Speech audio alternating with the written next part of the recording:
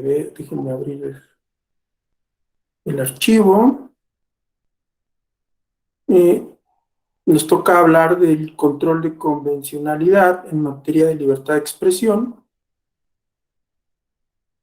Y entonces, déjenme ver si es esta.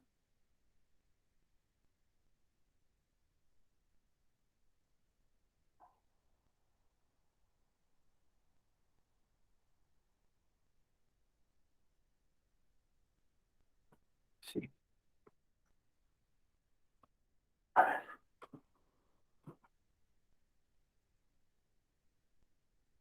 No encuentro para compartir. Ya. Pestaña.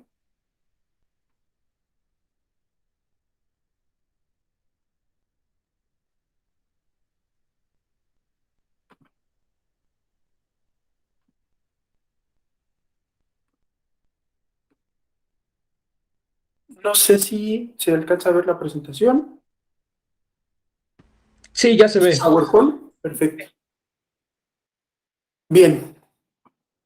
Bueno, pues mi nombre es Carlos Hernández Toledo. Para quien no me conozca, que aquí estoy viendo a Jean Paul, creo que ya por ahí nos conocíamos. No sé de dónde, Jean Paul. Me suena tu nombre. Sí, Jean Paul, soy de aquí, de Sala Regional Toluca.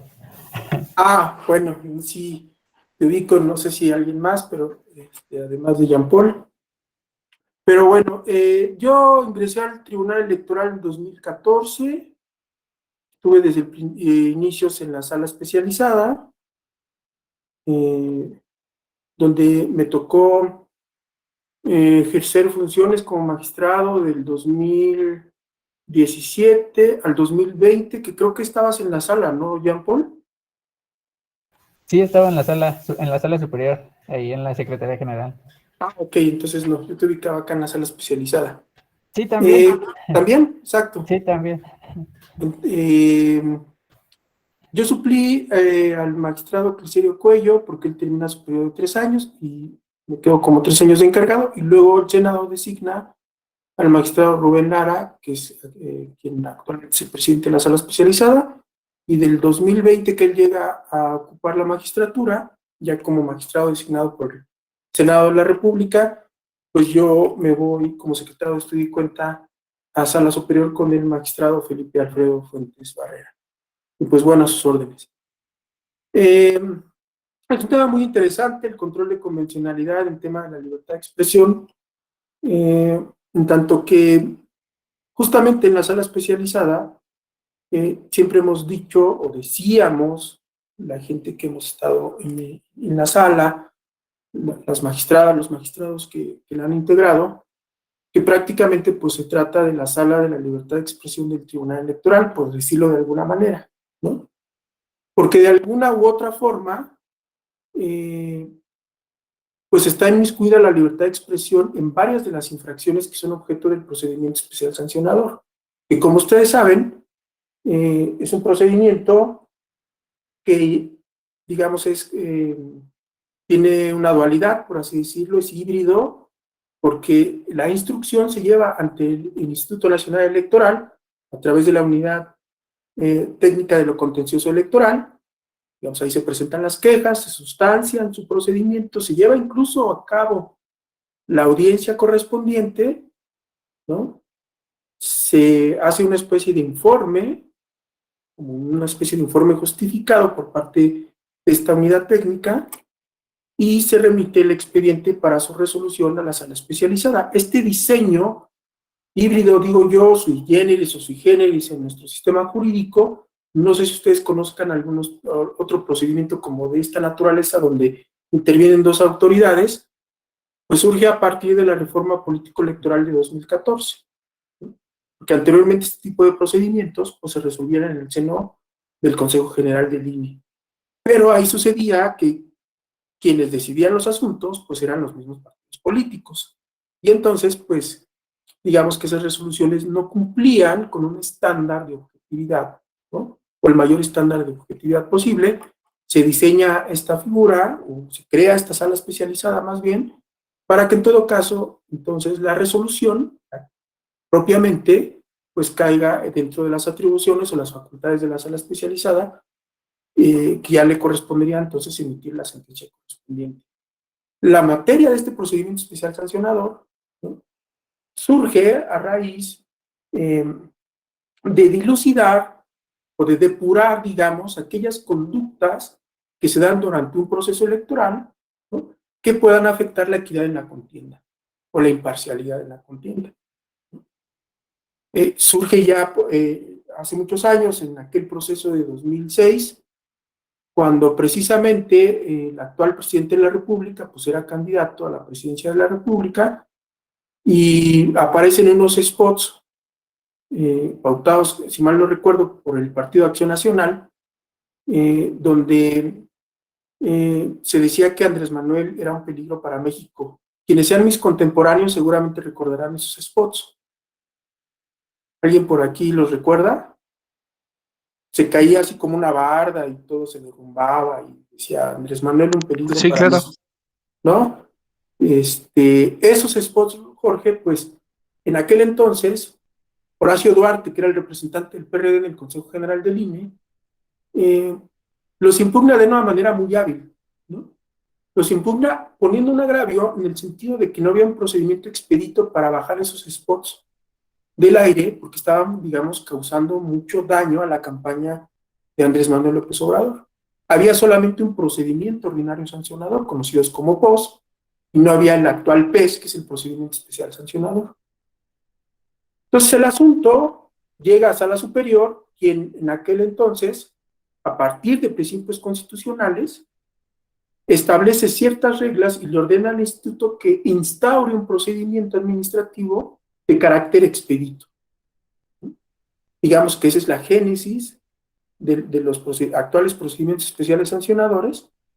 No había una normatividad, no estaba previsto en la legislación un procedimiento de esa naturaleza, y como decía el magistrado Salvador Nava Gomar, pues surge a golpe de sentencia, ¿no?, a partir de unas directrices que establece, creo, si mal no recuerdo, en el RAP 17 del 2006, es el origen del PES, por si a alguien le interesa un poco profundizar más en este procedimiento, y se dice, bueno, instrumenta un procedimiento que cumpla con ciertos principios de debido proceso, ¿no? Que se corra traslado, que haya principio contradictorio, que se puedan ofrecer pruebas, que haya una audiencia, ¿no?, que se escuchen a las partes y que en todo caso pues haya una resolución en breve plazo. Así surge, después se incorpora en lo que era entonces el COVIPE, y en la reforma de 2014, que como ustedes saben fue muy importante porque se emite una nueva Ley General de Instituciones y Procedimientos Electorales. Se prevé entonces ya el tema del PES en sus artículos del 470 al 477, ya digamos como un procedimiento con un nuevo diseño con la intervención de estas dos autoridades. Pues bueno, la materia, toda esta relatoría que les hago es para decirles que en el seno de este procedimiento, pues lo que se resuelven son infracciones que de una u otra manera tienen que ver con la cuestión de la libertad de expresión. Desde el punto de vista, por ejemplo, de denuncias que se llegan a hacer en donde se alega que se ha cometido calumnia en contra de una candidatura, en la que se denuncia que aparecen niñas o adolescentes sin los consentimientos correspondientes, tanto de los niños como de los papás, ¿no?, en donde se denuncian actos anticipados de precampaña o campaña, en donde se denuncian, por ejemplo, difusión de propaganda gubernamental en periodo prohibido, ¿no?, o en donde se denuncia la asistencia, acompañamiento de servidores públicos a otros candidatos, a actos de campaña en donde manifiestan su apoyo.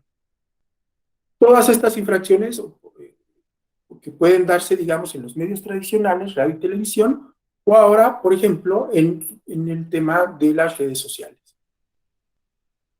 ¿Hacia dónde voy? Primero, poner en el centro que para dilucidar estas infracciones siempre ha tenido que verse de una u otra manera los límites de la libertad de expresión, ¿no? No sé si me vayan siguiendo, pero lo que quiero plantear es, para yo decidir si un acto es a un acto anticipado de precampaña o campaña, pues tengo que ver si precisamente esa expresión que se denuncia ya constituye una solicitud de llamamiento al voto de manera expresa o a través de un equivalente funcional, ¿no? Que es una jurisprudencia reciente de la Sala Superior, o un criterio reciente. El acto anticipado de campaña puede ser ya sea una expresión expresa o una expresión que tenga un equivalente funcional, que funcionalmente tenga la misma equivalencia a una expresión expresa, por así decirlo, ¿no? Bueno, allí hay que dilucidar los límites de la libertad de expresión. ¿Qué tanto sí incurre en eso? ¿O qué tanto, por ejemplo, es una expresión válida de una persona que simplemente manifiesta su deseo de obtener una candidatura, ¿no? O de que, ya obtenida una candidatura, dice, bueno, pues estoy listo para que cuando inicien las campañas pueda salir a pedir el voto de la ciudadanía. Vamos a ganar, ¿no? Y, por ejemplo, ¿les parecería razonable que alguien saliendo de inscribirse como candidato de un partido político lo aborden los medios de comunicación y le pregunten, oye Jorge Rodrigo, tú que ya eres candidato de X partido, ¿qué opinas de que ya tienes la candidatura? Y Jorge Rodrigo diga, no, pues estoy muy contento, soy producto del proceso interno de mi partido y vamos a ganar. Quizá José Luis Rodríguez o Jean Paul digan de otro partido político, Jorge Rodrigo ya está pidiendo el voto. ¿Ustedes creen que es un acto anticipado de campaña, por ejemplo? ¿O es la libertad de expresión de Jorge Rodrigo de que sale de un acto de registro de su candidatura, le pregunta a un reportero que cómo se siente y Jorge Rodrigo dice, pues feliz, contento, voy a representar a mi partido con mucho empuje, vamos a sumar todas las fuerzas partidistas y vamos a ganar esta elección? ¿Actos anticipados de campaña o no? ¿O entra dentro de ese límite la libertad de expresión de Jorge Rodrigo? ¿Cómo ven?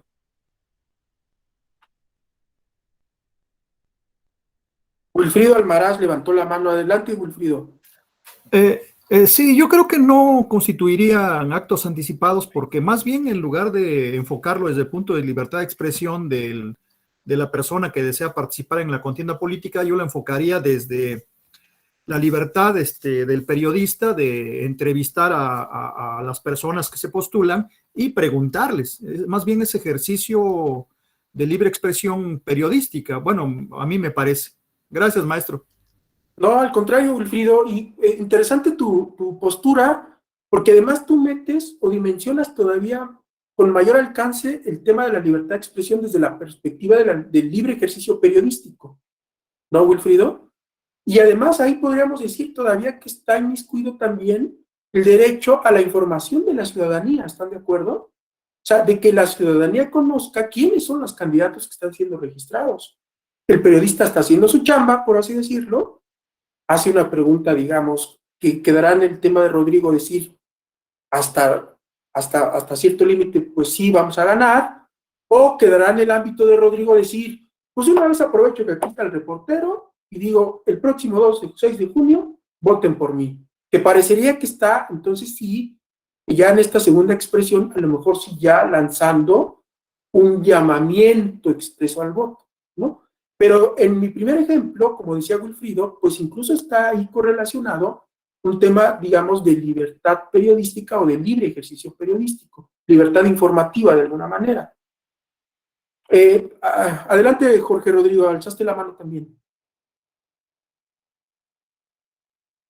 Creo que no te gracias. Yo. Sí, listo. Ya es que estaba encendiendo el micrófono. Bueno, en ese sentido, pues no representaría un llamamiento al voto, porque tiene que haber un llamamiento directo o indirecto, de acuerdo a los precedentes que ha sentado la Sala Superior. Entonces tienes que armar un argumento muy lógico en donde tú des a entender que sí está haciendo un llamamiento al voto, pero en el caso en concreto, de manera objetiva o subjetiva, no se desprende un llamado al voto y están en el ejercicio de la libertad de expresión e informando a los ciudadanos respecto de una candidatura.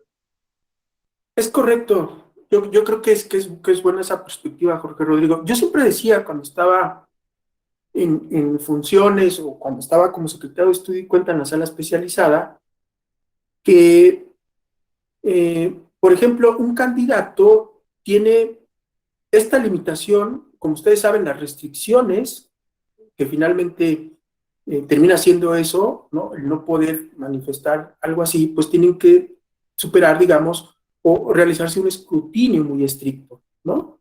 Siempre hay que partir, como lo dice la Corte Suprema de los Estados Unidos, de que la libertad de expresión tiene una posición preferente. ¿Cómo le llama la Corte Suprema? Un preferred right, ¿no? Un derecho preferente, ¿no? Que siempre tendrá esta posición, ¿no? De, digamos, una especie de presunción y un ejercicio lícito siempre. Y siempre entonces habrá que derrotar esa como especie de presunción de que se está ejerciendo un derecho legítimamente, por así decirlo. Pero también Noemí quería comentar algo. Adelante, Noemí. Gracias, maestro. Buenas tardes a todas y todos. Buenas tardes. Yo tengo mis dudas, maestro, en relación al primer ejemplo. Adelante. ¿Por qué? Porque cuando usted explicó el tema de la libertad de expresión hace un momento, así como mis compañeros lo comentaban, se referían al periodista. Obviamente el periodista no está incurriendo en ninguna falta porque está haciendo el ejercicio de la libertad de prensa, ¿no? De la libertad que tienen los medios de comunicación para informar a la ciudadanía. Sin embargo, yo creo que el candidato que en ese momento ya tiene, a lo mejor todavía no tiene ni calidad de candidato porque apenas está presentando su registro, sí, aún no está aprobado, pero ya existe evidencia de que va a ser candidato, es casi es un hecho práctico, en términos prácticos ya es un hecho. El hecho de decir vamos a ganar podría interpretarse como un equivalente funcional. Él no está obligado a decir que van a ganar. ¿Por qué? Porque todavía no es candidato, apenas presentó su solicitud y sí, tengo la intención de representar de la mejor manera mi partido y llevar en alto todas las propuestas, hacer una excelente campaña, demás. Y lo que quiera decir, pero nunca decir que van a ganar, porque eso se podría interpretar como un equivalente funcional y de eso hay precedentes.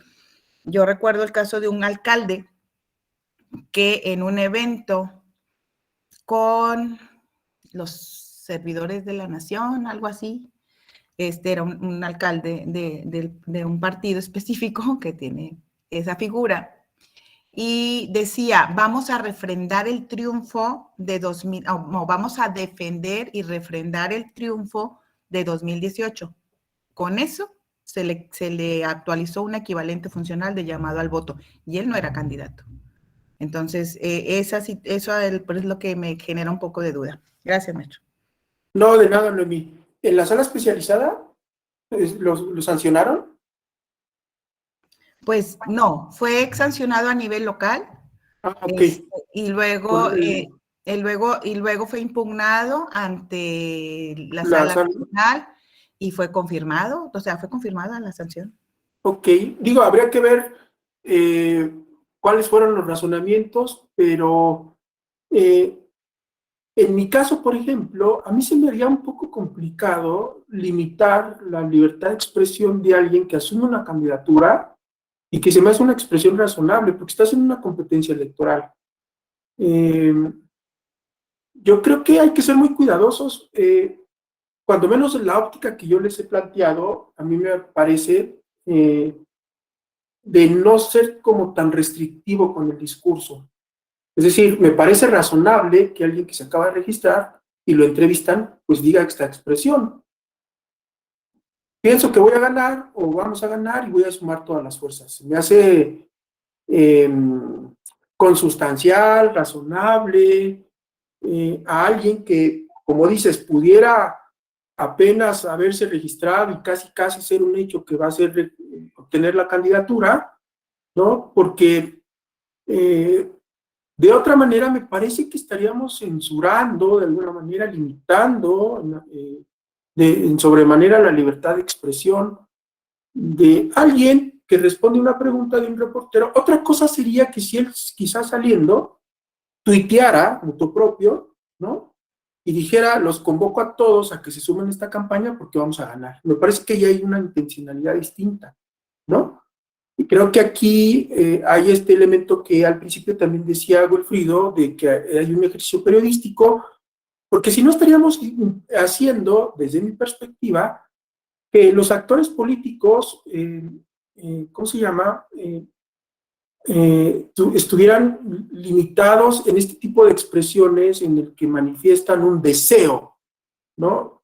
De posible triunfo, de posible incluso posibilidad de presentarse como alguien competitivo, sin necesariamente tener que estar llamando al voto a la ciudadanía, haciendo ya un posicionamiento como más frontal. Está polémico el asunto porque creo que también quiere platicar, comentar algo Omar Alejandro. Adelante, Omar.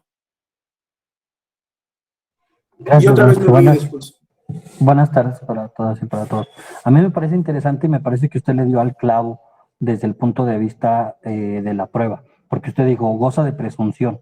Y siempre que escuchemos la palabra presunción quiere decir distribución de cargas probatorias. Entonces, que se presuma quiere decir que es derrotable, ¿no? Y de ahí no es que haya una prueba ideal, sino que varias pruebas que demuestren precisamente que no fue algo espontáneo, que fue algo planeado, que iba con esa intención, ¿no? A mí me queda la duda desde ese punto de vista, ¿cuál es el estándar de prueba que se tiene para poder tirar esa presunción de espontaneidad? ¿Sí me explico? Sí, Omar. Yo recuerdo incluso casos, ahorita justamente en lo que ustedes están opinando, creo que hubo un asunto de una persona, en mi ejemplo, que no lo puse así pensándolo en voz alta, pero ya me estoy acordando de un caso donde saliendo esta persona de registrarse, había como 1000 personas afuera, con matracas, con banderas, con megáfonos, casi un mitin. Pues creo que ya empieza a tener la cosa una connotación distinta. Ni estaba respondiendo una pregunta, ya había todo un evento armado, con templete y toda la cosa, para que el señor saliendo de la oficina de la autoridad electoral se subiera y empezara, digamos, un mitin casi ya como un acto de campaña. Entonces me parece que ahí sí ya tenía una connotación distinta. Como dice Omar, ya no podríamos decir que hay una espontaneidad en su manifestación. Adelante, Noemí. Gracias. Sí, básicamente, obviamente, en cada asunto se analiza de manera individual, y eso sí genera esto lo que comentan dependiendo también de la pregunta del comunicador, porque si yo soy la candidata de otro partido y ese mismo día yo pienso que eso no debo de hacerlo porque se me puede actualizar un equivalente funcional, pero a esa persona van 20 medios, porque normalmente así sucede, o sea, van y se registran, ya está en todos los medios de afuera, y le preguntan qué opina, cómo le va a hacer, y va a decir sí, y no le preguntaron qué piensa usted, va a ganar, o sus posibilidades, no le preguntaron, sino que le pregunten qué opina, o sea, cuáles son su sentir, ¿no? En torno al registro de candidatura, y dice, vamos a ganar, no le preguntaron eso. Luego esa expresión se va a multiplicar en todos los medios. O sea, pudiéramos entonces generar lo que se llama luego, pues, algo orquestado, porque sabemos que sí sucede. Entonces hay que tener mucho cuidado, lo que es cierto. En el caso que le comentaba del presidente municipal, lo hizo frente a 3,000 personas, no, como 3,000 no es cierto, eran 300 personas que estaban en un evento oficial para entregar no sé qué trámite, su documentación, material, no sé qué era, para su trabajo. Y cuando hace esta expresión, pues sí, era como todo un evento para convocar a un fin electoral, ¿no?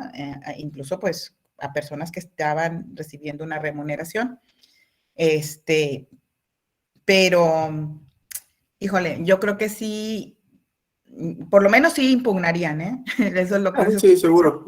Estoy segura, porque si yo fuera candidata, yo sí me sentiría en desventaja, porque la otra persona ya está diciendo que va a ganar, y eso es un llamado al voto. Es un equivalente funcional, no sé. Sí, de acuerdo. Es una perspectiva, digamos, válida y razonable también de mí, ¿no? Incluso yo diría, creo que llegamos a tener asuntos donde se denunciaban a personas que decían que aspiraban a una candidatura, ¿no? En alguna entrevista también decían, es que usted va a ser candidato. Pues sí, a mí también me gustaría tener la candidatura del partido para devolver el gobierno del Estado a mi partido. Híjoles, actos anticipados de campaña, o sea, ¿hasta qué grado una persona es razonable que diga, pues quiero ser candidato, quiero aspirar a una candidatura, ¿no? Digo, ahí importan los contextos, como decías, Noemí, ¿no? Importan mucho los contextos. Jorge Rodrigo. El candidato se quiere defender. O a ver, porque tú eres el candidato, ¿no, Jorge? En el ejemplo. No, hablando de la presunción que tienen los candidatos y las personas referente a la libertad de expresión, hay que tener en cuenta el contexto en donde lo dice, el elemento de temporalidad, quién lo dice también, porque muchas veces el candidato se va a registrar con varios alcaldes, se va a registrar con varios políticos que tienen cargos de elección popular, y muchas veces dicen, no, pues él es la mejor opción o voten por él. También eso es un llamado al voto, tal vez no de la propia persona que se está registrando, pero sí hay una violación al principio de neutralidad. Un caso también en donde se violó la presunción de la libertad de expresión es un caso aquí en Veracruz, en la elección de ediles. Aquí se le anuló el registro a Miguel Ángel Yunes Márquez. Entonces sale Miguel Ángel Yunes Márquez con su esposa Patricia Lobeira a hacer una marcha, una supuesta marcha.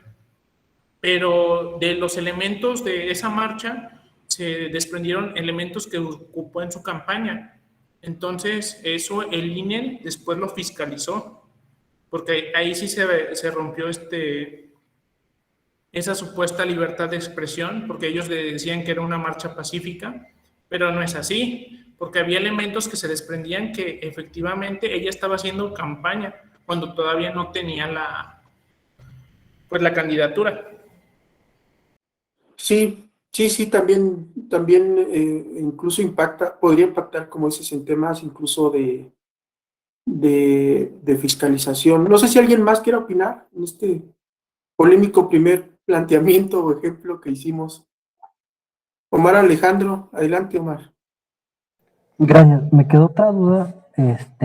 Justamente yo concibo este PES como en la materia de administrativo sancionador, y me acuerdo de un asunto de una ADR que resuelve la Suprema Corte, que creo que justamente el magistrado Rubén Lara era secretario de Estudio y Cuenta, respecto de si son aplicables o no los principios de presunción de inocencia, toda vez que se trata de actos punitivos del Estado, ¿no?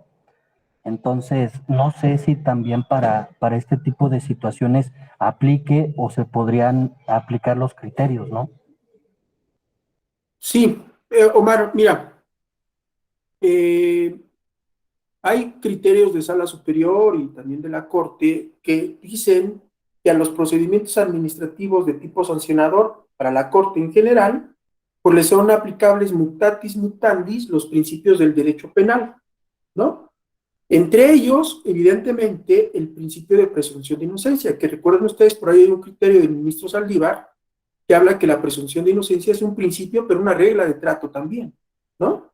Es un derecho humano, ¿no? El derecho humano a la presunción de inocencia, pero también es una regla procesal o una regla de trato, ¿no? Hay otros principios penales que también modulados, dice la jurisprudencia de la Corte, se modulan para aplicarlos al administrativo sancionador. Por ejemplo, ¿cómo los modulamos? El principio de taxatividad o de tipicidad, que es fuertísimo, por así decirlo, si me permiten la expresión, en el derecho penal, no hay pena, no hay delito, o no hay pena sin delito, o sea, el tipo tiene que estar exactamente, digamos, especificado en la ley. Pues sucede que en el procedimiento sancionador, por ejemplo, pudiera haber alguna infracción en la que se recurra a una obligación general, por ejemplo, de los partidos políticos a que sus militantes y simpatizantes se ajusten a la normativa, ¿no? Que es una obligación general, con alguna otra fracción de la LEGIPE que establezca alguna otra infracción en particular, para, por ejemplo, construir el tema de la culpa en vigilando, ¿no? Si tú te vas a buscar a la ley de partidos o la LEGIPE, no hay un precepto que defina la culpa invigilando como tal, pero se construye. Ahí hay una modulación del principio de tipicidad, ¿no? Que también, la ha dicho la Corte en materia de procedimientos sancionadores, puedes construir infracciones como esta especie de remisión, ¿no? Tienes una obligación general de cumplir las normas, dentro de esas obligaciones generales de cumplir toda la normativa electoral, fíjate que está esta otra normativa, ¿no? Que establece que no se podrán cometer actos anticipados de campaña. Luego, entonces, tu partido, como no vigilaste que tu candidato no las cometiera, pues se te puede configurar entonces la culpa en vigilando. Entonces, aquí se aplican nomás en términos generales los principios, digamos, y el de presunción de inocencia, desde luego. Desde luego. Por ejemplo, alguna vez, yo recuerdo un caso, como ustedes saben, la sala especializada ve temas de comunicación, del modelo de comunicación política. En línea había dado una vista porque en estos temas de las televisoras privadas, como Total Play, ¿no? Hay una obligación de retransmitir la pauta, más bien de retransmitir los canales abiertos en la televisión privada. Entonces, en algún asunto, creo que se denunció a... ¿Cuál otro de servicios privados hay? De una antenita roja, Dish. Se había dado una vista por Dish y el INE decía, es que yo monitoreé el canal de Dish de la Ciudad de México, el 2, y no retransmitió la pauta conforme a la obligación constitucional que tiene, para que los televidentes de la televisión privada también vean la pauta que se transmite en la televisión abierta. Bueno, por ejemplo, ahí nos revocaron el asunto porque nosotros habíamos dicho que en efecto no se había transmitido, pero Sala Superior lo que nos dijo en aquel entonces es que, mira, Dish se adjuntó unas capturas de pantalla o unas fotografías, unas imágenes, de que en su monitoreo que se hizo él mismo de su señal, pues sí aparecían las imágenes de este spot, más su bitácora donde decía que sí se había transmitido, más el dicho de la concesionaria, y entonces lo que dijo Sala Superior, hay indicios de que sí cumplió con esa obligación de retransmitir, en base a la presunción de inocencia, no se actualiza la infracción. Digo, es un caso como así muy rápido de bote pronto, nada más para decirte que sí se aplican modulados los principios del derecho penal a los administrativos sancionadores. Omar. ¿No? Ahora, regresando un poco al tema, y para terminar con el ejemplo, también recuerden ustedes que hay un criterio, evidentemente, de los equivalentes funcionales, pero antes de ese criterio también hay que tomar en cuenta que para la Sala Superior ha quedado muy claro que los actos anticipados de campaña deben ser manifestaciones abiertas y sin ambigüedades. Ojo, porque esto es muy importante. Si la expresión es ambigua y no sé si realmente está llamando o no al voto, no se debería de estar configurando los actos anticipados de campaña, en principio. Por eso es este fraseo de la jurisprudencia de la Sala Superior. De manera directa y sin ambigüedades, implica entonces una perspectiva de que no me debe quedar dudas de que se está solicitando al voto, ¿no? Cuando habla de que las manifestaciones sean sin ambigüedades. Adelante, Daniel.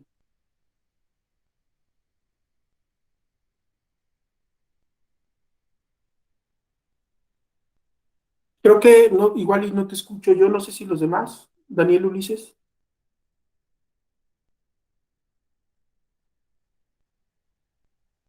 No te escuchamos, Daniel.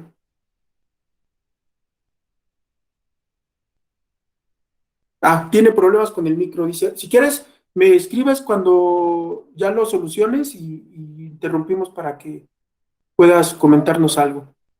Bueno, esto que comentaba yo al principio, lo decía justamente para, de alguna manera, anticipar, ¿no?, la importancia de la libertad de expresión, no solo en un tema de calumnia, porque luego se suele, digamos, de alguna manera como pensar que solamente hay un tema de libertad de expresión en esta infracción de calumnia, pero no, me parece que está inmiscuido en muchos actos electorales, luego entonces también en distintas etapas del proceso electoral, ¿no?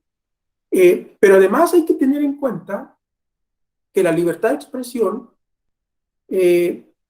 justamente en un ejercicio de control de convencionalidad, ¿no?, Se ha llegado a determinar en algunas resoluciones por parte de la Corte Interamericana de Derechos Humanos, y en la opinión consultiva 5 del 92, me parece, colegiación obligada de periodistas, que es piedra angular, ¿no?, del sistema democrático. Y que hay además, digamos, dos vertientes, la individual y la social. Y la misma jurisprudencia de la Corte Interamericana y de la jurisprudencia de la Sala Superior, pues han dicho que justamente la libertad de expresión encuentra el mayor punto de maximización. ¿En qué etapa creen ustedes? ¿O en qué etapa saben que es donde encuentra su máximo grado de maximización? Pues justamente en los procesos electorales, ¿no? Que es donde, digamos, encontramos el mayor reforzamiento de la libertad de expresión desde la perspectiva de proteger esta capacidad de los actores políticos y de los ciudadanos en general de poder emitir críticas, posicionamientos, opiniones, ¿no? Que al final del día termina siendo las condiciones necesarias para que se den un verdadero debate democrático, un robusto debate entre las candidaturas, y que termina siendo al final del día pues una especie de estándar, ¿no?, para dilucidar problemas en los que estén inmiscuidos la libertad de expresión durante un proceso electoral. Si estamos en la etapa de campañas, ¿no?, pues digamos que en todo caso se maximiza. ¿Ustedes recuerdan, por ejemplo, que en uno de los debates del 2018, creo que fue el candidato José Antonio Meade, que criticó al actual presidente de la República y dijo que por qué apoyaba a Nestora Salgado, actual senadora de la República, porque creo que Nestora había, en todo caso, en algún momento, estado sujeta a algún tipo de procedimiento penal, porque creo que había participado con estas como autodefensas en el estado de Guerrero, si mal no recuerdo, ¿no? Bueno, el asunto llegó por la vía de la calumnia. Por ejemplo, ustedes recuerdan que la calumnia es la imputación de un hecho de delito falso con impacto en el proceso electoral a sabiendas de su falsedad. Digamos que ese es el elemento subjetivo, ¿no? ¿Ustedes piensan que esta expresión que se recoge del debate, se recogió en un spot que pautó el PRI a favor de la campaña de José Antonio Meade, constituyera calumnia, la imputación de un hecho de delito falso, cuando en efecto, en su oportunidad, sí hubo una averiguación previa iniciada en contra de la actual senadora? ¿O estaría en los límites de la libertad de expresión, por ejemplo? Si quieren, dejamos un poco en suspenso su respuesta, ¿no?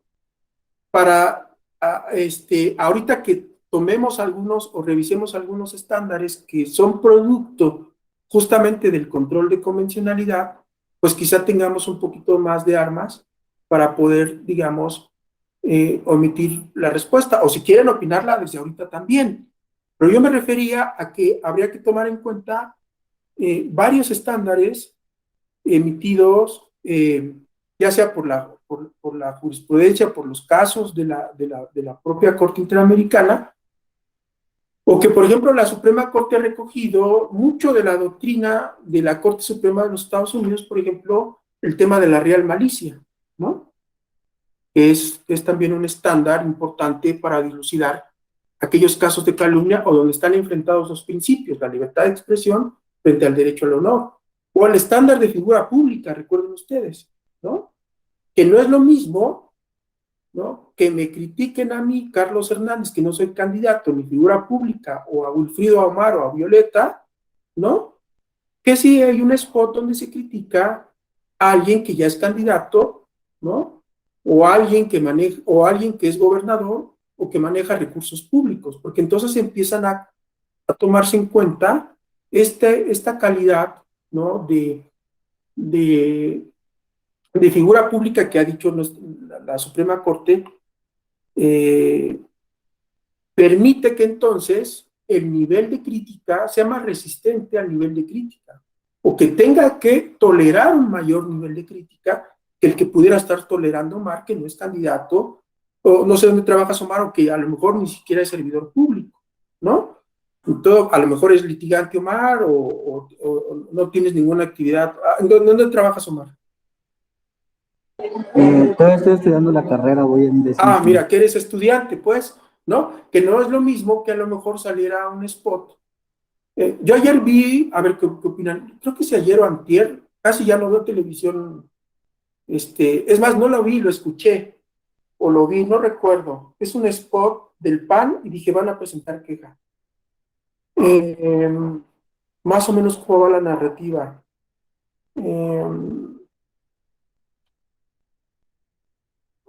Entonces, si alguien ya lo vio, lo escuchó, ¿qué es lo que critica? Critica al presidente de la República, es un spot del PAN, y ¿qué dice? Ay, es que no me acuerdo cuál era la temática. Y lo criticaba en cuanto a, creo que era un tema de la inseguridad en el país.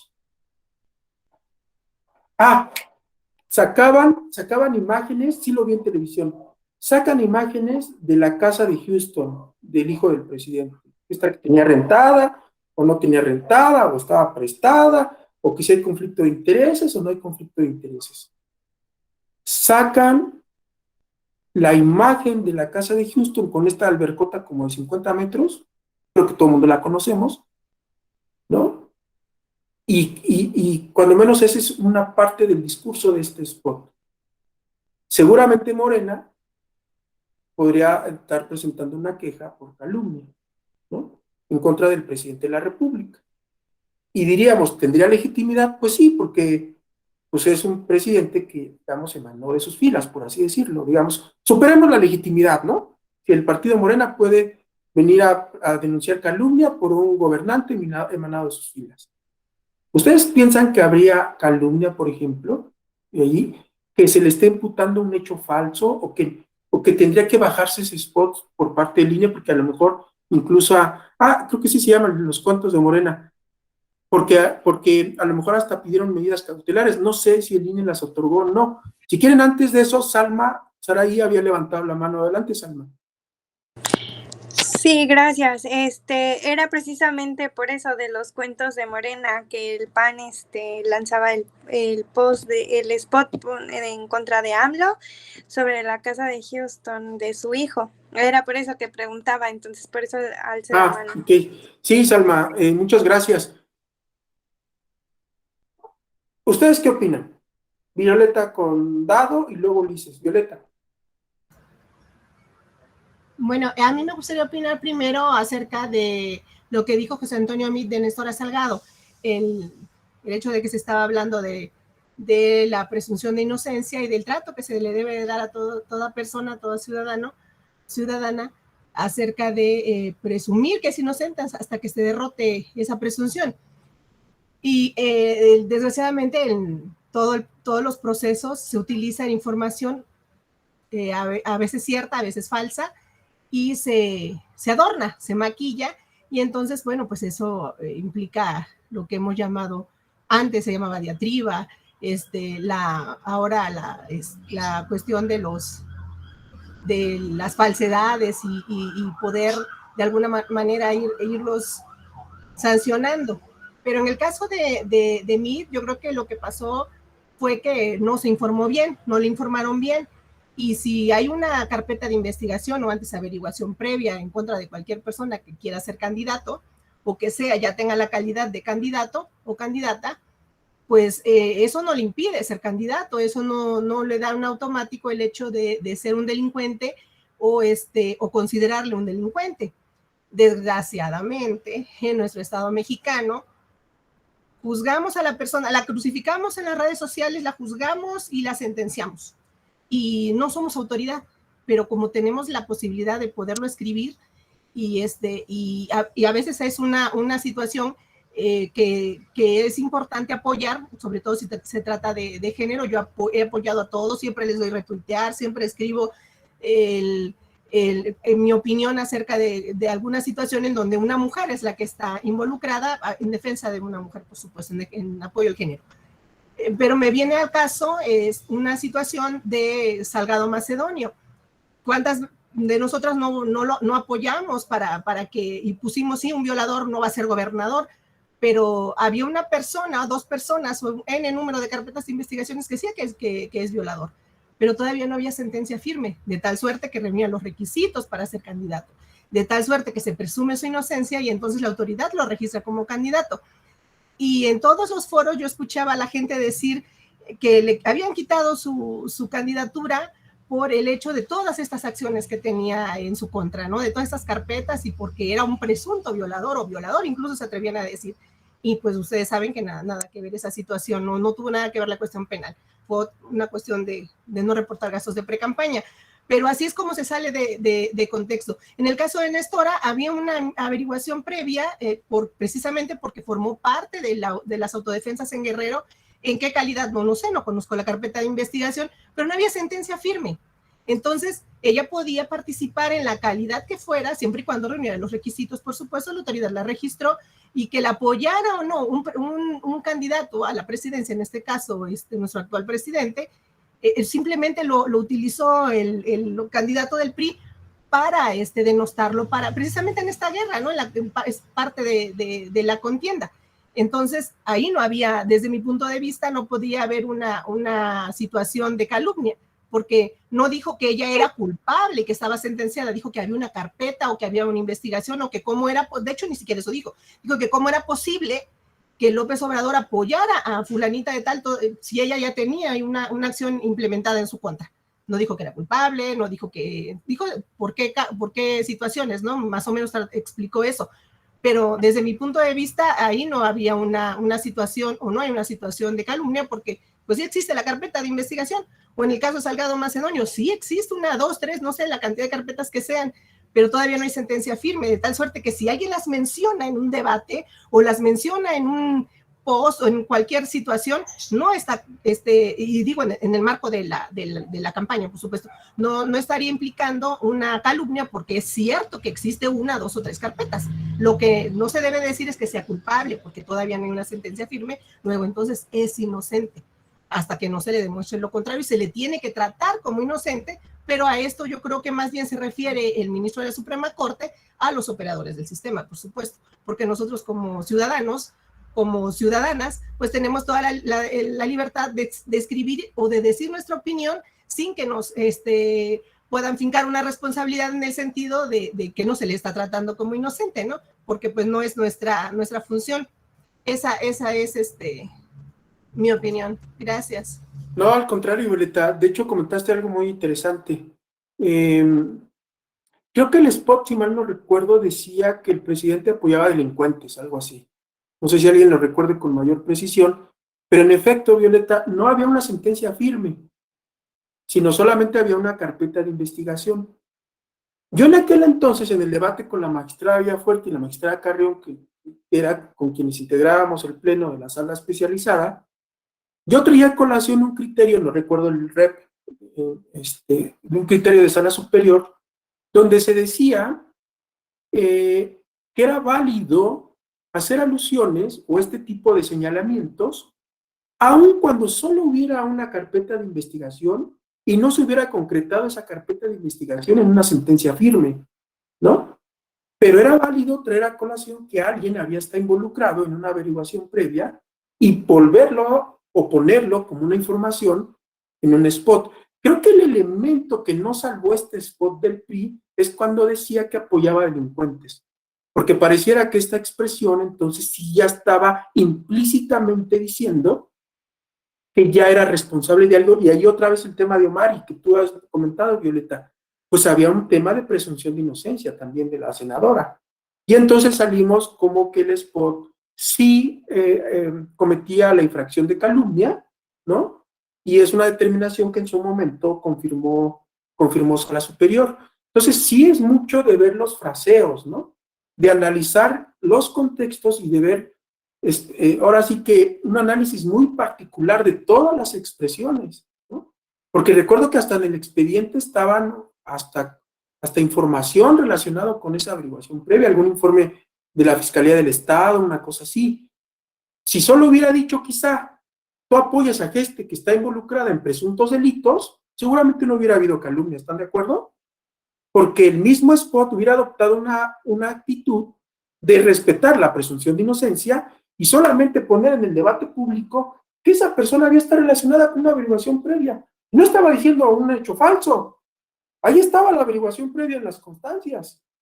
Simplemente, como es una persona que está que competía para una candidatura, es válido traer a colación, seguramente en su momento hubo notas periodísticas, y lo que hacía el spot era retomar un hecho periodístico. Ese es un estándar adicional, el hecho noticioso, aparte de la figura pública, aparte de la real malicia. El hecho noticioso es otro estándar para dilucidar asuntos donde hay que decidir qué es lo que prevalece, la libertad de expresión o el derecho al honor de las personas. Entonces eso, hasta donde recuerdo, fue lo que pasó en ese spot de Néstor a Violeta. Adelante, Ulises, ¿ya sirve tu micro? Daniel Ulises. Hola, buenas tardes a todas, todos. Sí, maestro. Adelante.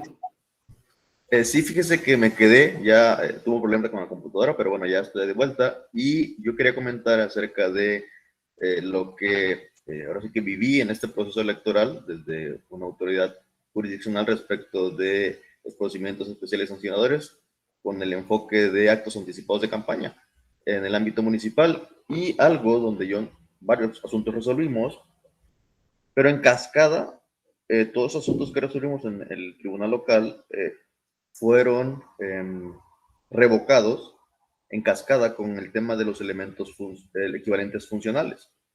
Ejemplo, de un asunto que recuerdo Acapulco, había un promocional en Facebook de un candidato que llamaba a participar en su arranque de campaña, ¿no?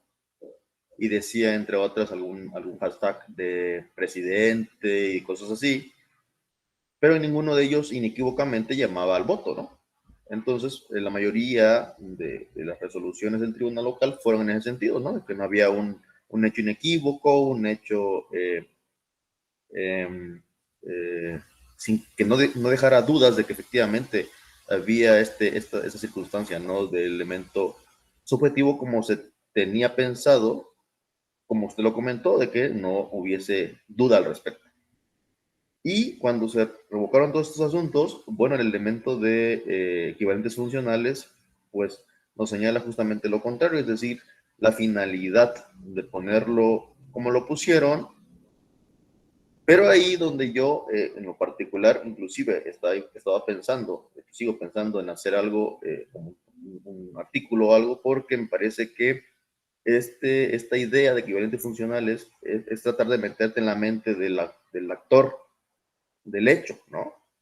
Y eso es algo, creo que todavía no se puede objetivamente meter en la mente de otra persona, ¿no? Entonces, creo que se ponía endeble el tema de la presunción de inocencia, ¿no? Creo con este criterio, pero era una opinión que yo tenía y no sé qué le merezco a usted. Sí, entiendo tu punto de vista. Pareciera que choca un poco incluso con el criterio de que sea inequívoco, ¿no? O indubitable o sin ambigüedades. Pareciera el elemento de los equivalentes funcionales, perdón, ¿no? Pero, digamos, habría que hacer una lectura complementaria en todo caso. No sé estos casos que se revocaron, incluso si fue por la sala regional o si fue por la sala superior, ¿no? Que se revocaron. Pero se buscó, sobre todo, Regional. pensemos en los equivalentes. ¿Perdón? Sala ¿Daniel? regional. Sala regional. Pensemos en los equivalentes funcionales como una especie como de blindaje a un posible fraude a la ley, ¿no? A una especie como de poner una especie de acotamiento más, ¿no? Para precisamente decir, es que no es expresa, pero mañosamente, por así decirlo, se utilicen expresiones que no son expresas, pero que tengan la misma finalidad, ¿no? Es una especie como de criterio adicional, por así decirlo, para salvaguardar el primero de los criterios. Yo recuerdo incluso casos en los que se llegaban a denunciar eventos al seno del partido, ¿no? Pero que llegaban a celebrarse en auditorios, por ejemplo. Imagínense ustedes en una asamblea del partido, en una reunión de un partido X, donde dicen, bueno, pues vamos a elegir a Violeta como candidata. ¿Cómo ven, compañeros? Sí, con ella vamos a ganar. Violeta, y llega alguien y le alza la mano a Violeta y dice, Violeta, yo los voy a representar. Está en el ámbito de un ejercicio o de un acto intrapartidista. Había casos en que se denunciaban este tipo de eventos. Actos anticipados de campaña en un evento intrapartidista, donde no le podemos pedir a los militantes más que estén echados para adelante, porque están en una asamblea y que quizás no están a puerta cerrada, están en un auditorio o una especie como de auditorio semiabierto, pero es un evento dirigido a los militantes. Es una asamblea. No están convocando a la ciudadanía. Pareciera que también ahí la intención del evento como tal, pues es en la lógica de la designación de una persona, ¿no? Para poderla postular a una candidatura.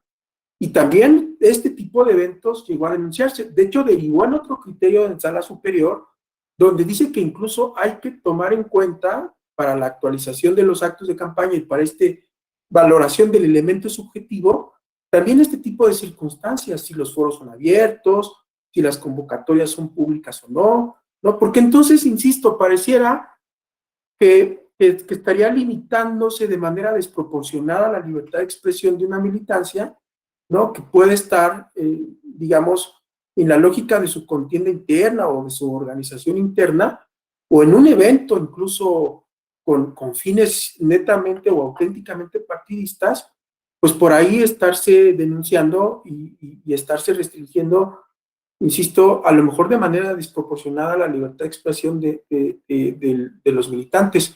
Pero no sé, creo que vi que alguien más otra vez creo que Daniel querías comentar algo más, ¿no? Sí, sí, maestro, efectivamente, hay una línea muy delgada, ¿no? Entre hacer una valoración objetiva, ¿no? De estos asuntos, porque creo que todos podemos identificar que los partidos políticos y los actores políticos pues tienen cierta preferencia por posesionarse de manera preponderante sobre el electorado, ¿no? Y de una u otra manera cualquier circunstancia que les permita avanzar respecto de los contrincantes, pues van a utilizarlo. Y yo creo que bajo esa lógica, lo que prevé, lo que usted indica de los equivalentes funcionales, quizás nacen en esa lógica, pues de tratar de inhibir de la manera más fuerte posible exista esta inequidad en la contienda, ¿no? De los actores políticos. Sí, Daniel. ¿Alguien más que quiera comentar algún otro aspecto? Nos habíamos quedado con el spot del presidente, ¿no? Del PAN que decía Salma, que se llamaba... ahí ya se me fue...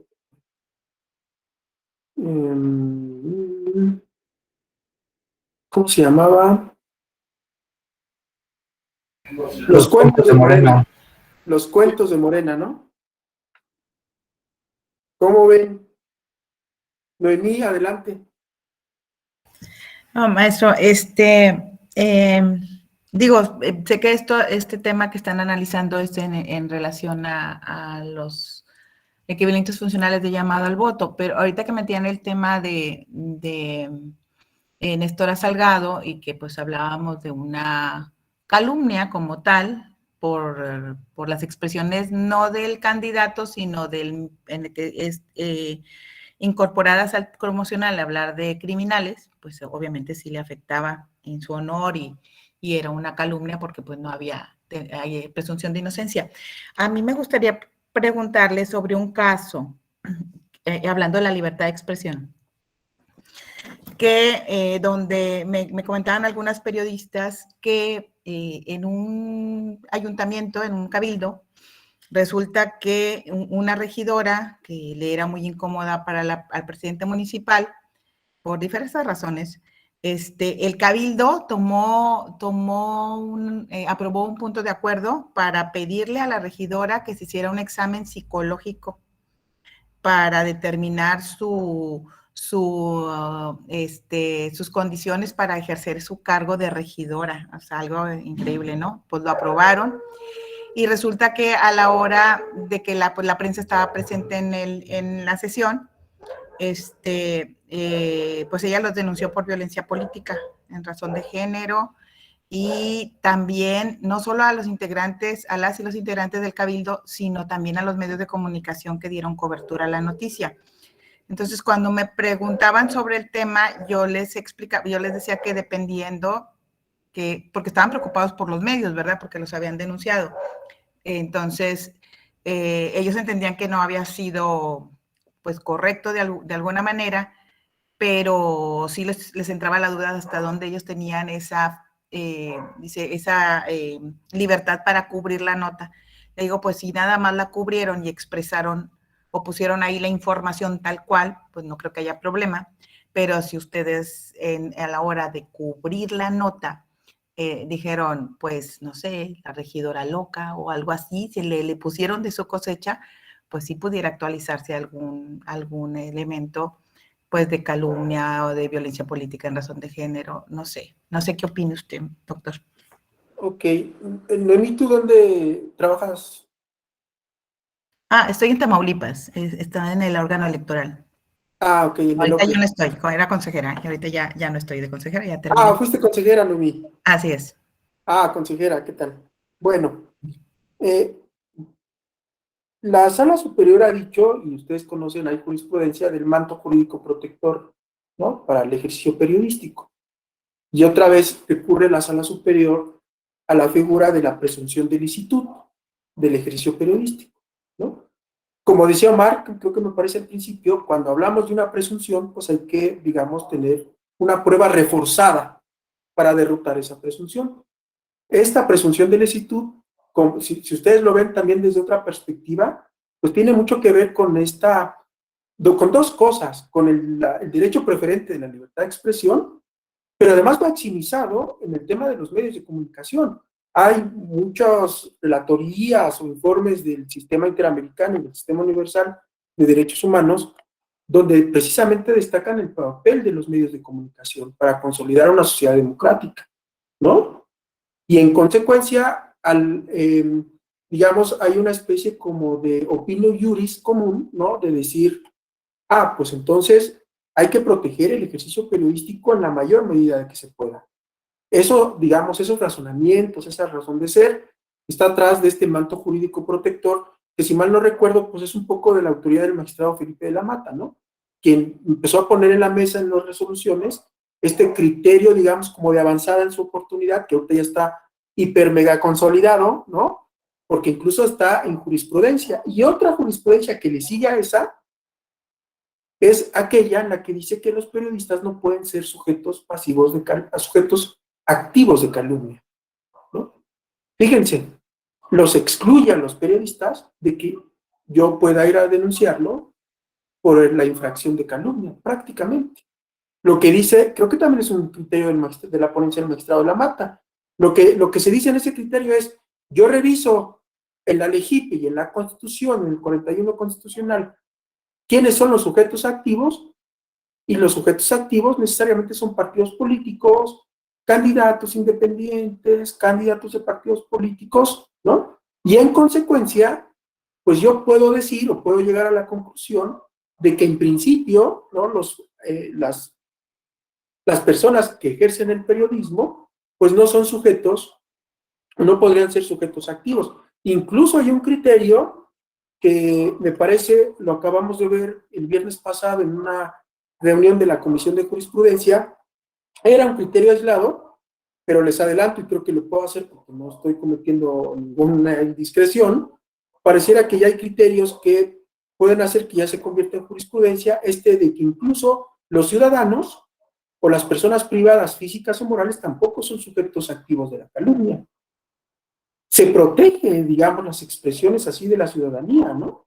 Salvo que se demuestre que hay una especie como de participación o cohecho con algún actor político, ¿no? O sea, que se utilice al ciudadano o a una empresa o algún partido político para cometer el delito, o la infracción de calumnia. Pero en principio, este tesis que les digo está pronto a convertirse en jurisprudencia, pues reitera, entonces, ¿qué tenemos como criterio jurisprudencial? Ni los periodistas, hay una presunción de licitud del ejercicio periodístico que tendría que derrotarse, pero además ese criterio se extiende a que ni las personas físicas privadas físicas o morales, pues tampoco son sujetos de calumnia. Esa sería una primera aproximación al caso, mi consejera. Y el segundo, ya en esta perspectiva del punto de acuerdo al que llegó el Cabildo, pues pareciera que tendríamos que correr el test de violencia política de género, ¿no? Irnos a la jurisprudencia y decir, bueno, ¿afecta el ejercicio de sus actividades? Seguramente sí, ¿no? Desde el hecho de que la ponen en esta perspectiva como de estereotipo, ¿no? Seguramente, pues, porque es mujer, tal expresión. ¿Cuál otro paso? Pues que se dirija por el solo hecho de ser mujer. Aquí recuerden ustedes que incluso la magistrada de Villafuerte, en muchos de los casos, ella hacía como la inversión de los roles. Oye, esto mismo se lo dirías a un regidor hombre. ¿También le pedirías a un regidor hombre que se hiciera un examen psicológico para ver si está bien? ¿No? ¿Por qué se lo pides a una regidora que es mujer? Pareciera que hay una especie de prejuicios o estereotipos. Permítanme la expresión, no son palabras mías, pero quiero que quede como más claro el ejemplo. Creo que detrás hay un estereotipo de, pues seguramente está loca, tú lo decías, Noemí, ¿no? ¿Pero por qué? Pues porque es mujer, y el regidor, que también se pone, que exige sus derechos, que debate, que tal, él no está loco, nada más. ¿Qué le podríamos decir? Es un regidor combativo, echado para adelante, que defiende sus derechos. Pero si es regidora, pues entonces seguramente algo está mal, ¿no? Entonces, evidentemente atrás sí hay una especie como de estereotipo o prejuicios o una cuestión que sí me huele, Noemí, a violencia política de género, porque seguramente afecta el desarrollo de sus funciones, ¿no? Y digo, están por demás aquellos casos en que no hay pago de dietas, por ejemplo, o que se impide el acceso a la oficina, o que no se cita a las sesiones de cabildo. Está mucho más claro, ¿no?, la afectación al ejercicio del derecho a ser votado en la vertiente del ejercicio del cargo público para el que se fue electo. Ahí parece que está más cuadrado, ¿no? Pero aquí me parece que también, salvo a reserva de ver los hechos del caso, que si corremos el test, ¿no?, de violencia, pareciera que podría estarse actualizando también. Adelante, Noemí. Sí, gracias, doctor. Yo creo, digo, sí, me queda claro lo del tema de la calumnia por lo del manto protector, pues si los periodistas están protegidos de alguna manera. A mí, en el caso de la violencia política, porque lo denunció por calumnia, pero también por violencia política. Ok. Entonces, como la carga de la prueba se revierte, entonces sería todo un tema. Y por eso les comentaba, digo, si el medio de comunicación nada más reprodujo lo que sucedió, pues está cubriendo, ¿no? Está informando a la ciudadanía de lo que está pasando. Pero, porque ya decía, es que pues magnificaron, ¿no?, el daño. Pues sí, pero pues están haciendo su trabajo. Pero si le pusieron de su cosecha y dijeron que a lo mejor pues hasta les cae mal y a lo que usted menciona, esto es un estereotipo, eso, las mujeres están locas, ¿verdad? O sea, hacen cada cosa que se atreven y cuando es en un hombre, pues no lo ven de esa manera, a veces también la prensa lo ve de esa manera, ¿no? Y le digo, si le pusieron de su cosecha y de ahí hay algo que se desprende de que no se dijo en la sesión, pero el medio lo magnificó poniéndole de su cosecha algún calificativo a la regidora, yo creo que sí se les podría actualizar el tema de violencia política a algún medio. Digo, porque la línea es delgada y sí los protegen, pero en el caso de violencia política no es lo mismo. Digo, eso es parte de lo que me comentaban. Sí, Noemí, fíjate que no te había entendido bien como por qué los habían denunciado, pero yo te voy a platicar, en el 2018 tuvimos un caso que salimos fundados, creo que ya nos impugnó, pero creo que hubiera sido confirmado por Sala Superior. Creo que ven ustedes que como la sala especializada pues tiene competencia nacional, ¿no?, ve todos los casos de todas las entidades y además sus resoluciones pues directamente se van a Sala Superior, ¿no?, el recurso de revisión del procedimiento especial sancionador. Por eso hoy no hablamos de una resolución de una sala regional, sino directamente de Sala Superior. Pero fue un caso creo que fue en Acapulco, Noemí, creo que era una candidata al Senado de la República, y entonces había un editorialista, un reportero, que escribía en un blog, tenía su blog, creo que escribía en un diario local electrónico. Bueno, mejor no les digo qué decía, ¿no? Palabras más, palabras menos, lo que este señor decía de la candidata era que le debía la candidatura al presidente municipal de Acapulco, expresidente municipal o exgobernador, no recuerdo bien, prácticamente porque se había acostado con él, o porque era la amante, ¿no? Entonces, evidentemente, había allí, ¿no? Una serie de estereotipos, ¿no? De anulación de sus capacidades propias y un total condicionamiento de sus méritos a una figura masculina. ¿Qué mejor ejemplo de un estereotipo, ¿no? Pues sí llegó, pues porque es la novia de alguien, o porque es la amante de alguien, o porque es la esposa de alguien, ¿no? Entonces, evidentemente hay una fuerte carga de estereotipos, y en su oportunidad, digo, lo que les estoy diciendo es grosso modo, ¿eh? Había unas palabras que ni siquiera yo conocía, pero que querían decir casi como referencias a prostitución. Yo dije, wow, esta, pues no me la aprendí ni siquiera en la primaria, ¿eh? O en la secundaria ahí. O sea, unas palabras que yo no conocía, pero que él trataba de utilizar en una especie de lenguaje, de no caer según el periodista o el editorialista en lo vulgar, pero que quería decir lo mismo, casi como equivalentes funcionales, ¿no? De prostitución.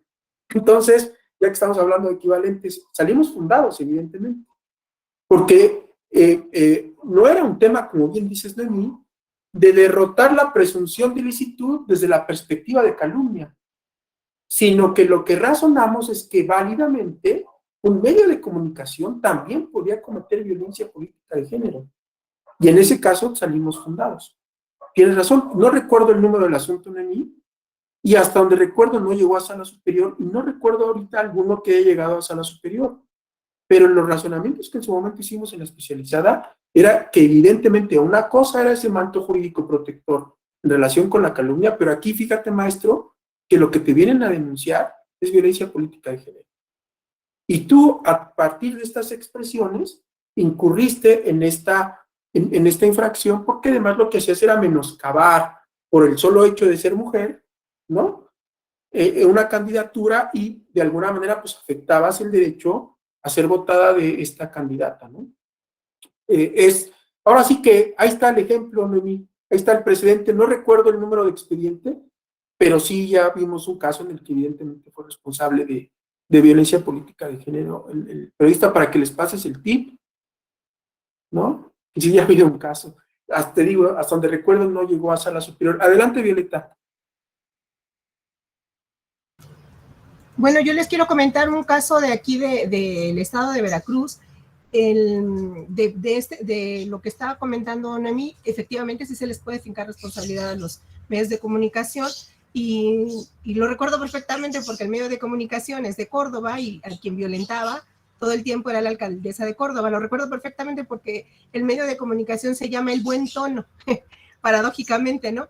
Entonces, El Buen Tono decía barbaridad y media de la alcaldesa, y la comparaba con animales, y una situación realmente lamentable, de falta de educación, lo más básico que podemos imaginar.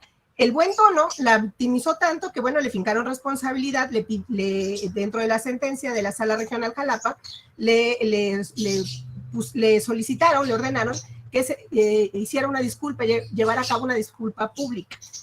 No recuerdo el número del expediente, pero sí te lo busco, Noemí, debe de andar por ahí, tendrá menos de un año, tal vez máximo un año, y este hombre fue registrado obviamente en el registro estatal de violentadores, y obviamente en el registro del INE de violentadores por razón de género. Y estamos hablando de un medio de comunicación, obviamente, sí se trata de violencia política por cuestión de género, que está violentando a una mujer, sí les puede resultar responsabilidad, no por el hecho de cubrir una nota y reproducir textualmente, incluso la ofensa que le estuviese diciendo un tercero, está cubriendo la nota, entonces está bajo el amparo de la libertad de expresión y del ejercicio normal que tienen que llevar a cabo los periodistas, ¿no? Pero si ya es una cuestión personal, entonces sí ellos están cometiendo la infracción. Te busco el número y te lo paso. También ya les puse ahí en el chat un manual muy bueno para periodistas, y recoge todo lo que los periodistas deben de tomar en cuenta en el momento de que cubren una nota que involucre a una mujer. Muchas gracias, Violeta. Fíjate que incluso, si mal no recuerdo, justo fue el manual que en la sentencia que les digo, pues entre otras cosas le dijimos al periodista, pues échatelo, ¿no? De la A a la Z, o sea, léetelo completito y casi casi le ponemos ahí el cuestionario, ¿no? Para ver si sí lo leyó o no. Pero justamente le mandamos literatura para que se informara, ahora sí que para que se educara, ¿no? En este tópico y adquiriera una especie de conciencia, ¿están de acuerdo? Aparte de, evidentemente, en su momento de la disculpa pública y de una especie de garantías de no repetición, ¿no? Y cuidado con que lo vuelvas a hacer, tienes que procurar no incurrir en ese tipo de expresiones, porque estás incurriendo en esta expresión, en esta infracción, ¿no? Es muy interesante porque estarán de acuerdo, yo me acuerdo de los primeros casos en 2015, cuando nació esta infracción. No estaba la reforma en materia de violencia política de género del año pasado, desde hace 2 años, perdón. Ni estaba la reforma constitucional en materia de paridad de hace 2 años también, ¿no? Pero en particular la reforma que, como ustedes saben, involucró 6 o 7 leyes generales, ¿no? Entre ellos la LEGIPE, ley de partidos y tal. Bueno, yo recuerdo que en 2015, pues justamente se empezó, digamos, a construir esta infracción a partir de principios constitucionales y es más, a partir de principios convencionales, ¿no? Porque lo que se dijo es que había un derecho, ¿no? A una vida libre de violencia, ¿no? Y además había un derecho a no ser discriminado por cuestión de género, que son como los 2 derechos torales, a partir de principios de la Convención de Belén do Pará y de la CEDAW, porque realmente no teníamos una infracción como ahorita sí ya la podemos decir que tenemos como tipificada, por así decirlo, ¿no? En aquel entonces, los primeros spots, recuerdo uno en Puebla, creo que creo que ya era 2016, era la candidatura a la gobernatura, el proceso a la gobernatura de Puebla, y había una candidata, pues ¿quién era? Era una candidata mujer, no recuerdo el nombre, Ana Teresa creo que era, y ese proceso electoral fue paradigmático, porque incluso esta candidata denunció que había espectaculares en donde decía, el próximo 6 de junio, el día que haya sido la jornada electoral, elige a tu próximo gobernador. Si ella dice, bueno, ¿que somos puros candidatos hombres o qué? ¿No? Pues también yo estoy como gobernador, como candidato, y el próximo 6 de junio no tendrías que elegir un gobernador, podrías elegir una gobernadora, ¿no? Que fue justamente el precedente para después hablar de un lenguaje incluyente o inclusivo, ¿no? O, por ejemplo, creo que fue la campaña donde había un spot que al final, creo que era el del PAN o del PRI, no recuerdo, ponían a la candidata en un primer plano y decía al final, remataba el spot diciendo, es que no es ella, es él, y ponían al gober precioso, o sea, difuminaban la cara de la candidata y aparecía la cara del gober precioso. Recuérdenme cómo se llamaba, Mario Marín, ¿no? Entonces, imagínense el efecto como de película, porque saben que para los spots, pues cuando se trata de este tipo de spots como de campaña negra, pues también creativos, ¿no? Entonces era un efecto como de película, de que se difuminaba la imagen de la candidata y aparecía la imagen del candidato. Estos primeros asuntos en las salas especializadas se empezaron a resolver pues, a partir de principios constitucionales y convencionales, ¿no?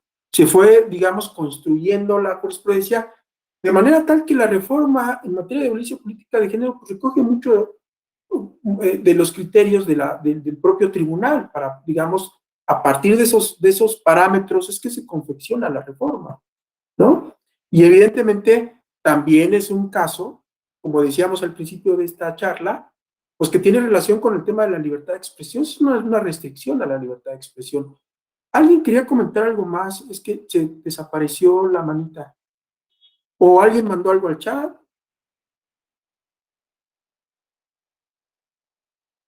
Pusieron la tesis que hacíamos referencia, ¿no? De que los periodistas no son sujetos responsables, pero de calumnia, ¿no? Y ya decíamos, nos precisaba Noemí que en ese caso, y ya comentamos, pues el tópico era más bien violencia política. Adelante, Jorge Rodrigo.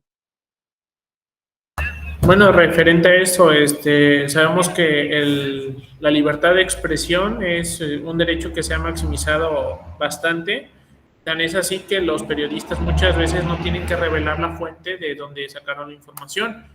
Sin embargo, pues hay casos de excepción, ya cuando rebasan cierto límite, como en el caso de la violencia política en razón de género. También en el caso de Veracruz de la candidata Patricia Lobeira, salieron 2 o 3 notas en contra de ella en donde decían que prácticamente había sido impuesta por su esposo, dejando a un lado sus propios méritos como persona y pues encasillándola en un estereotipo de género. Sí, incluso hay incluso hechos o situaciones, vamos a decirlo también, en la que quizá no logran consolidar violencia política de género como tal, pero que muchas veces llegan al tribunal y resultan ser muy interesantes porque detrás de ellos también hay actitudes estereotipadas, ¿no? De fuerte, como que son producto del patriarcado, todas este tipo de conductas, ¿no? Y además hay que tomarlo en cuenta que cada vez llegan más casos. ¿Por qué razón? ¿Por qué creen? Porque cada vez hay más mujeres en política, ¿no? Porque las mujeres, a partir de los principios de la paridad, ¿no? De que hay que postular candidaturas en un 50-50 y que los órganos se deben de integrar, permítanme la expresión 50 y 50, ¿no? En términos paritarios, eso ha implicado que entonces las mujeres pues salgan o ocupen candidaturas y entonces la reacción, ¿no? De los candidatos varones pues ha sido, pues digámoslo de alguna manera como muy virulenta, por así decirlo, ¿no? Se han empezado a ocupar espacios por parte de mujeres que pues por décadas pues los hombres pensaban que eran propios para siempre, ¿no? Y ahora resulta que yo no puedo ser candidato porque tiene que ser candidata una mujer.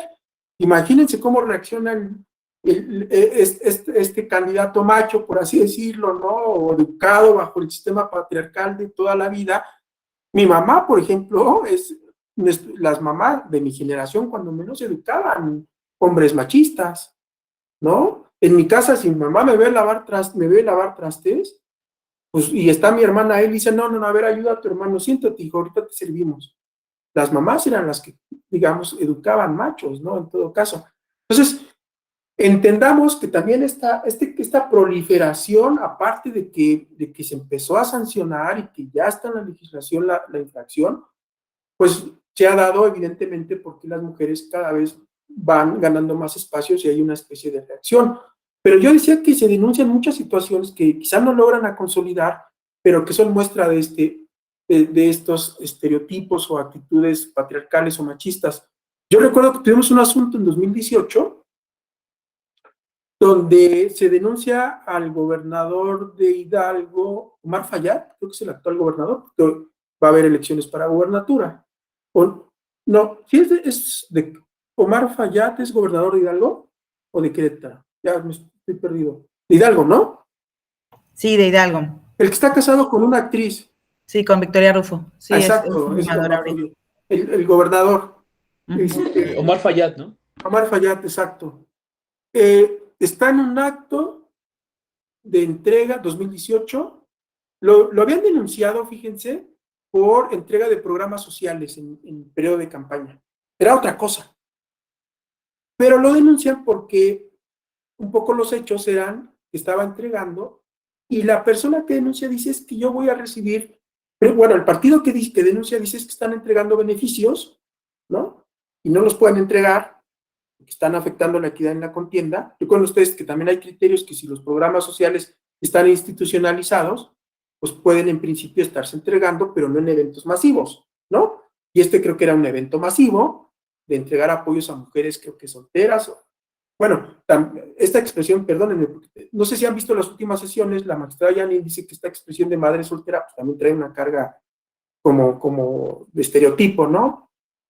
¿Por qué madre soltera? Pues es madre y ya, ¿no?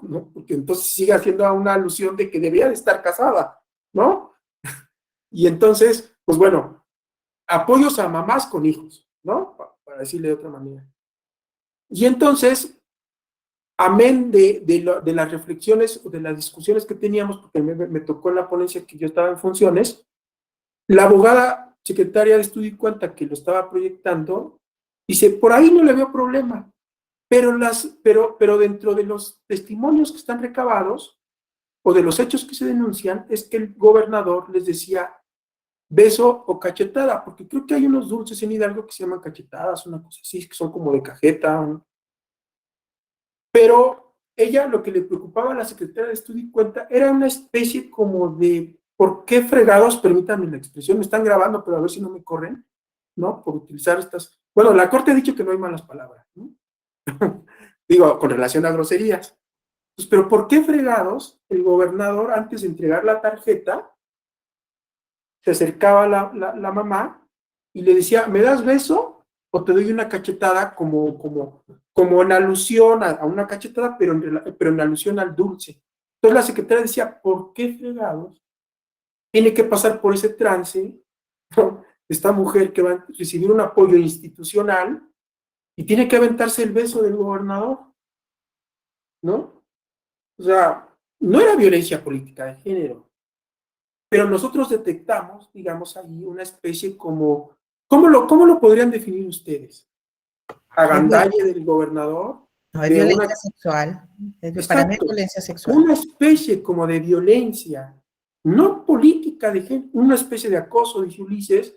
No me acuerdo, Ulises, cómo lo cuadramos, pero cuando me reuní con las magistradas, porque ustedes saben que se tienen reuniones previas antes de las sesiones públicas, ¿no? Donde vemos los asuntos y discutimos. Cuando yo les dije a las magistradas Villafuerte y Carrión, que les digo, integrábamos ahí el pleno, oigan, este tema por la denuncia de las entregas, pues está muy bien, y hay un decreto que es oficial, y no creo que todavía no empezaban las campañas, y creo que no le vemos tema. Y entonces cuando les dije a ellas esto que había observado la secretaria, dijeron, no, pues a ver, vamos a darle con todo al gobernador. No se actualiza violencia, pero sí hay que detectar esta especie como de acoso, abuso de autoridad, podríamos decir, no sé, no me acuerdo cuál fue la expresión que utilizamos, pero ¿por qué necesidad de pasar por esta especie como de conducta con tintes machistas o cómo podríamos llamarle, con connotaciones sexuales, ¿no? De condicionamiento sexual, no lo sé. Pero bueno, de estas y otras historias están llenos digamos, nuestros procesos electorales, ¿no? Hostigamiento sexual, dice por ahí también Noemí, ¿no? Consejera, puede ser. Creo que por ahí más o menos lo cuadramos. Y hubo una especie como de recomendación, ¿no? Al gobernador a que se condujera de manera, pues sin utilizar este tipo de actitudes, ¿no? De manera más respetuosa, porque veíamos que sí había algo que había que reprocharle, que no necesariamente alcanzaba a configurar la infracción como tal. Actitud patriarcal e institucional, dice Daniel Ulises, también podríamos, por ahí fue, pero no quisimos dejarlo pasar, por así decirlo, ¿no? Porque sí nos parecía una actitud humillante, de alguna manera, ¿no? Que iba contra la dignidad de la mujer, de estarle dando un beso al gobernador, porque si no, no le entregaba la tarjeta, ¿no? Porque además creo que la mayoría accedía al beso, porque además pues, se hacía el gracioso el señor gobernador, ¿no? Del beso o la cachetada. Pero bueno, creo que si ya se nos fue un poco el tiempo, son 6:49 mi intención inicial de todos los casos, pero me gustó la dinámica porque todo el mundo, pues quiso opinar y la verdad es que creo que este tipo de charlas también nos retroalimentamos con los casos prácticos. Mi intención inicial era decirles que la libertad de expresión, ¿no? Está inmiscuida en muchas de las infracciones del PES y en mucho, digamos, en distintas valoraciones en el transcurso, en el desarrollo de un proceso electoral, pero solamente como una especie de prólogo para después irme a la presentación y hablar un poquito de algunos estándares que son resultado, ¿no? De un control de convencionalidad, ya técnicamente hablando, ¿no? O sea, de sentencias de la Corte Interamericana. Quería un poco hacer alusión a estos estándares o traer a colación, ustedes conocen el caso del famoso caso de Última Tentación de Cristo, ¿no? que me parece que fue contra Chile, ¿no? Que se censuró ahí la exhibición de esta película y que incluso se ordenó por la Corte Interamericana que se reformara la Constitución, creo que fue contra Argentina, que establecía la posibilidad de, o Chile, creo que sí fue Chile, que se estableciera la posibilidad de reformar que se excluyera o que se eliminara de la Constitución chilena esta facultad que había de posible censura, porque como ustedes saben, la libertad de expresión, sí, o alguna violación a la libertad, o alguna expresión que no pudiera estar amparada por la libertad de expresión, sí es una jurisprudencia de la Corte Interamericana que en todo caso debe estar sujeta a responsabilidades ulteriores, ¿no? Por eso no hay, por ejemplo, calumnia ya civil o como delito, ¿no? Porque se han ido eliminando todas estas figuras, ¿no? Que en todo caso pues representan una especie de censura previa. Les voy a contar que pues fue en el 2018-2019, antes de la pandemia, en un evento en Jurídicas, estaba yo en una conferencia y llegó Edison Lanza, que creo que sigue siendo el relator para la libertad de expresión de la Corte Interamericana o de la Comisión Interamericana. Olmedo Bustos contra Chile, sí, gracias Omar. Por ahí lo traigo en la presentación. Y entonces termina la conferencia, me acerco con Edison Lanza y le digo, oiga, yo todavía estaba en funciones en la especializada, le pido una tarjeta porque me interesaba que nos fuera a dar una charla a la sala especializada. Le digo, porque ¿qué cree? En México hay una infracción de calumnia. Y entonces en ese momento el relator abre los ojos y me dice, ¿qué? Pues sí, constitucionalmente hay una restricción constitucional. Recuerden ustedes que incluso antes había denigración. ¿Están de acuerdo? Antes del 2014 había denigración. Imagínense que no se pudiera criticar a las instituciones. O sea, impensable. O sea, que no se pudiera criticar a la Presidencia de la República, a la Secretaría de Gobernación, una mala política pública, una mala decisión al Tren Maya, no sé cómo se manejan los recursos públicos, porque denigración es poner en negro, ¿no? En términos generales. Entonces, lo que dice el legislador, bueno, en la reforma constitucional del 2014 se va a denigración, pero subsiste calumnia. Y entonces lo que me responde es, ¿de verdad hay una infracción de calumnia en materia político-electoral? Si no lo puedo creer, ¿no? Yo he escuchado al magistrado Felipe Lamata en algunos foros decir que se debería de derogar la calumnia como infracción en la materia político-electoral. Yo no sé si la calumnia, a propósito del control de convencionalidad, pase un control de convencionalidad. ¿Ustedes qué opinan? A ver, antes de eso, recordemos que técnicamente a partir de la controversia,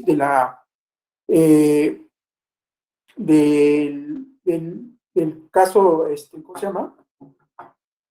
De la 293-2011, de esta sentencia, recuerden ustedes, en la que se establece, primero, que son vinculantes los criterios de la Corte Interamericana, ¿no? Y que se establece el parámetro o el bloque de control de regularidad constitucional. Pero otro importante pronunciamiento de la contradicción de tesis 293-2011 fue que las restricciones constitucionales no son sujetas a un control de constitucionalidad, que es un criterio que sigue estando vigente, de alguna manera. Creo que hay hace 2 semanas o 3 se publicó en el Semanario Judicial de la Federación otra tesis que vuelve a insistir en el tema, ¿no? Las disposiciones constitucionales no pueden ser sujetas a un control de constitucionalidad, o las reformas constitucionales, algo así dice. Bueno, pues la calumnia es una restricción constitucional. Parece que no nos pudiéramos ir a la Corte, ¿no? O la prohibición de que los medios de comunicación vendan tiempo a los partidos políticos, porque ustedes saben que la pauta, los spots, solo es por el tiempo que administra el INE. No puede ir el PRI o el PAN a comprarle tiempo a Televisa, porque eso es lo que pasaba antes. Entonces, y que obviamente los Televisa y las televisoras lo han impugnado, y hay jurisprudencia de la Sala Superior que dice, es una restricción constitucional, ¿no? Y las televisoras han dicho, pues me voy a ir a la Corte Interamericana. Creo que no han llegado, pero pues ojalá fueran. Ahora, si se llevara a la Corte Interamericana el tema de la calumnia, ¿qué piensan ustedes que haría? Si fuera sujeta justamente a un control de convencionalidad. Habría que irnos a la Convención Americana sobre Derechos Humanos, porque como sabemos, la Corte es la intérprete de la Convención, y ver qué restricciones establece. Hasta donde yo recuerdo, pues son los derechos de terceros y las cuestiones a la moral, y por ejemplo, temas de protección de la niñez, pero pareciera que la calumnia no estaría superando un control de convencionalidad, ¿no? Máxime que es en el ámbito, en el seno de los procesos electorales. ¿Con qué criterio chocaría muy consolidado de la Corte, que ha resultado de otros controles de convencionalidad? Pues justamente de este estándar, ¿no?, de maximización en el debate político electoral. Pues parece que estaría como un poco complicado que lo superara. Por eso cuando Edison Lanza le comento esto, pues abre los ojos y dice, pues no lo puedo creer, y el magistrado de la Mata, yo lo he escuchado, insisto, si quieren para cerrar la charla de hoy, que en todo caso pareciera que a donde nos lleva la jurisprudencia, cuando excluimos a los periodistas, cuando excluimos a las personas privadas, físicas y morales de la posibilidad de calumnia, pareciera que un poco la corriente es a que en un futuro o en la próxima reforma electoral se esté digamos, pensando, repensando, pues mantener la figura de la calumnia como restricción o como infracción en materia político-electoral. Pareciera que hacia allá va un poco la tendencia. Aquí preguntan o hacen un comentario, pero la definición de calumnia tiene que ver con atentar con la dignidad humana, ¿no cree? Sí, solo que se mantiene para las candidaturas. La denigración no se mantiene, según yo, Lenín. Según yo, la denigración ya no está como restricción constitucionalmente válida. Para independientes, sí. Creo que sí, creo que hay unas disposiciones de la LEGIPE que se quedó porque no se hizo una depuración, Lenín. Pero si tú denunciaras por denigración, no procede la queja. No procedería el PES, porque no es ya una infracción. De hecho, ha habido denuncias o quejas de partidos donde dicen, vengo a denunciar denigración, y creo que las mata de línea desde, no abre PES que diga. Dice, no, a ver, te explico, la reforma eliminó la denigración. Y si bien es cierto la LEGIPE, por ahí te la llegas a encontrar, ya no tiene base constitucional. Y entonces ahí se muere un poco, porque ya no es una figura válida.